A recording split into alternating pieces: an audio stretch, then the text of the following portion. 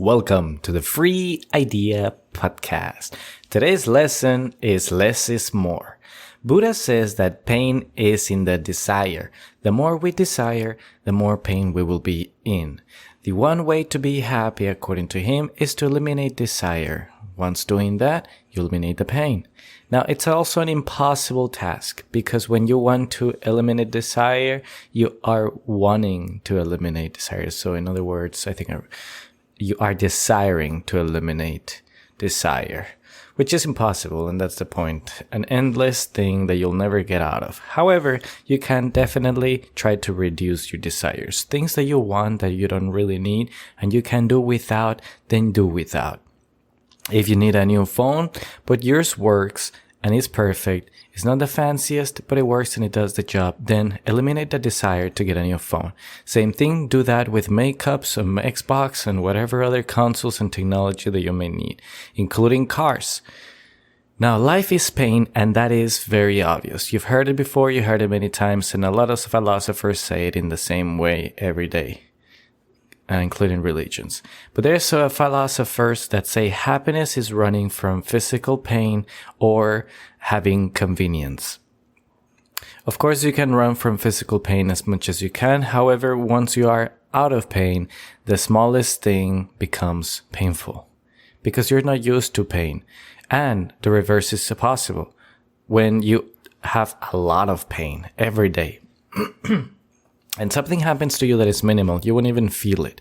For example, if you're working out in the sun, hardcore, every day, once you get an office job, no matter what they give you for work, it's not painful. It's easy. That's because you know worse pains. When you come from a life of poverty, the life of richness looks weak for the weak. Those people who complain about the smallest things, you see that. And you think they're weak because you come from a much worse place. Now, if you were from riches and you go to poorness, you'll feel horrible. You'll be the opposite of that.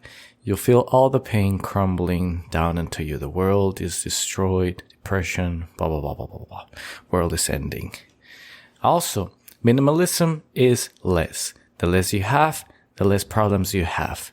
The less objects, the less those objects get to own you. Less is more, and more is less. Minimalism believes in having less stuff, and with that, you become happier. Happier because the object that you have that is super fancy and you take care of every once in a week, you do not need to take care of it anymore. For example, if you have a very expensive plant, or plants at all, you're going to have to take care of them every day. Now you have another hobby, and you have the plants and the other hobby. Now you have 2 hobbies to take care of weekly. Then you have 3 hobbies, then 4 hobbies, then 5, and then it goes on and on and on, and your time gets spread thin. Same with the responsibilities such as having kids or other things like multiple jobs, perhaps 2, more than 1. But that's just one spectrum of it. The one minimalism I'm talking about right now is objects. However, you can also do it in the form of video games. For example, in my life, I play many video games, and I have one that requires my attention, Clash of Clans.